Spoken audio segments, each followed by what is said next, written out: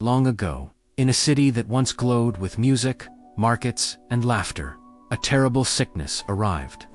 No one knew where it came from. Some whispered it came with the ships from distant seas.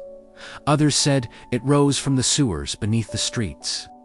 But what everyone knew was this: the plague did not care who you were. Rich merchants, soldiers, mothers, children, one by one, they fell. The streets that once bustled with carts and voices became quiet. Doors stayed closed, windows were covered. Bells rang, not for celebration, but for mourning. In the center of this city lived a doctor named Dr. Elias Varon. He had spent years studying medicine. People trusted him because he never turned away the poor, and he never stopped searching for answers.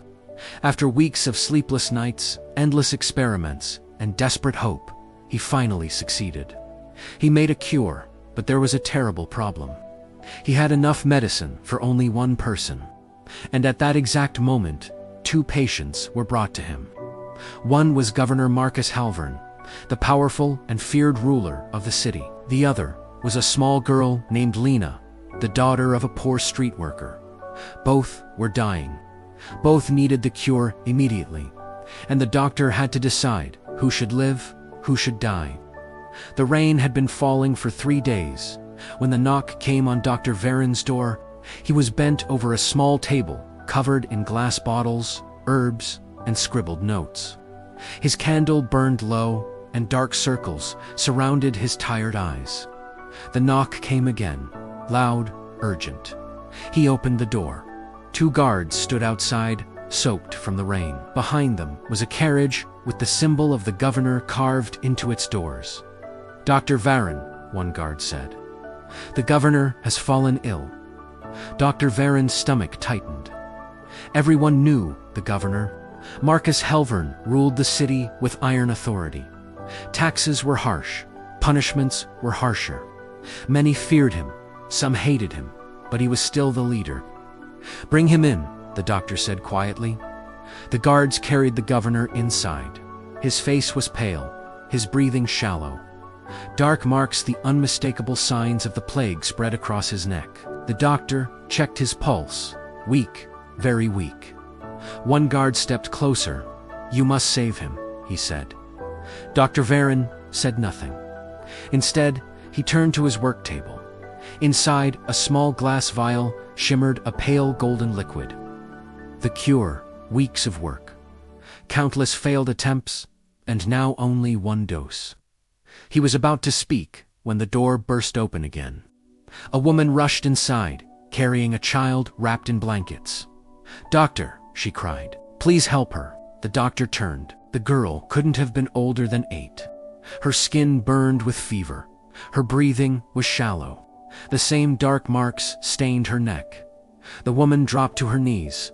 "She's my daughter," she said, through tears. "Her name is Lena." Dr. Varon felt the room grow heavy. 2 patients, 1 cure. The guards looked at the child, then back at the doctor. "You know what must be done," one said coldly. "The governor must live." The girl coughed weakly. Her mother held her tighter. "Please," she whispered. The doctor's mind raced. If the governor died, the city could fall into chaos. Power struggles, violence, disorder. But if the girl died, he looked at her small hand, gripping the blanket. She hadn't lived long enough to choose anything about her life. The governor had chosen everything. The doctor stepped outside, into the rain. He needed to think. The city around him looked like a ghost. Closed shops, empty streets. The wind carried the distant sound of coughing. Dr. Varon walked slowly through the rain, thinking about the governor. Marcus Halvern was not loved. He had raised taxes during the famine. He had imprisoned people who spoke against him. Yet he also kept order. Bandits feared the city guards. Trade still flowed because his soldiers protected the roads. If Halvern died, who would take power? Perhaps someone worse, or perhaps the city would tear itself apart. Then the doctor thought about Lena, a child with no power, no wealth, no influence. Her death would not change politics, but it would destroy one family. and the doctor had sworn an oath long ago. Every life matters. But tonight, he could not save everyone. He returned to the clinic. Inside, the tension was thick. The guards stood beside the governor. The girl's mother sat quietly beside the bed, humming softly to Lena. Dr. Varon looked at both patients, then he did something unexpected. He spoke to the governor. Marcus Halvern's eyes opened slightly. The fever had not taken his mind completely. "Doctor," he whispered. "You are dying," Dr. Varon said honestly. Halvern gave a weak smile. "I guessed as much.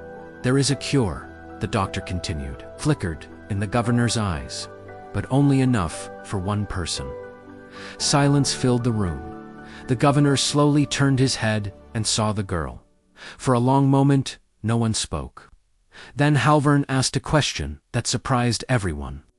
"How old is she?" "8," the doctor replied. The governor closed his eyes.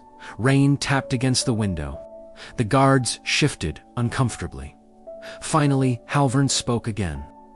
"When I was 8, he murmured. "My father died of a fever like this." The doctor said nothing. Halvern's voice grew weaker. "I spent my life climbing to power because I believed power could protect people from suffering." He coughed. "But look at this city." The room was silent. Dr. Halvern said quietly, "Tell me the truth. Which life will save more people?" Dr. Varon hesitated. "If you live," he said slowly, "the city keeps its leader, and if she lives, perhaps nothing changes," the doctor admitted. The governor looked at the girl again. Her small chest rose and fell rapidly. Then something unexpected happened. Marcus Halvern began to laugh softly. "After all these years," he said, "my life is measured against an 8-year-old. He turned to the doctor. "Give it to her." The guards stepped forward immediately. No one shouted, "You are the governor." Halvern raised a trembling hand. "That is an order." "But sir, that is an order." The guards froze. The doctor stared at him. "Why?" he asked quietly. Halvern's voice was almost gone. "Because," he whispered, "the city deserves a future that is not built on fear." Dr. Varon walked slowly to the table. He held the small vial. The entire fate of the city seemed to glow inside it. He approached Lena. Her mother looked up with desperate hope. "Will she live?" she asked. "I will try," the doctor said. He carefully gave the medicine. The golden liquid disappeared. Now all they could do was wait. Minutes passed, the girl's breathing slowly steadied. Her fever began to fade. Her mother began to cry this time with relief. Dr. Varon turned to the governor. Marcus Halvern's eyes were closed. "Doctor," he whispered faintly, "yes. Take care of this city." Those were his last words. Moments later, the governor's breathing stopped. The guards bowed their heads. Outside, the rain finally stopped. News spread through the city the next morning. The governor was dead. But the story did not end there. The guards told people what happened. They spoke about the governor's final decision, about how he chose the life of a child over his own. At first, people did not believe it. But the story kept spreading. Something changed in the city. The Council of Citizens took control instead of fighting for power. Doctors shared knowledge instead of hiding it. Dr. Varon worked day and night. Using the notes from the first cure, he created more. Slowly, the plague began to fade, and Lena, she grew stronger every day. Years later, she would study medicine under Dr. Varon himself.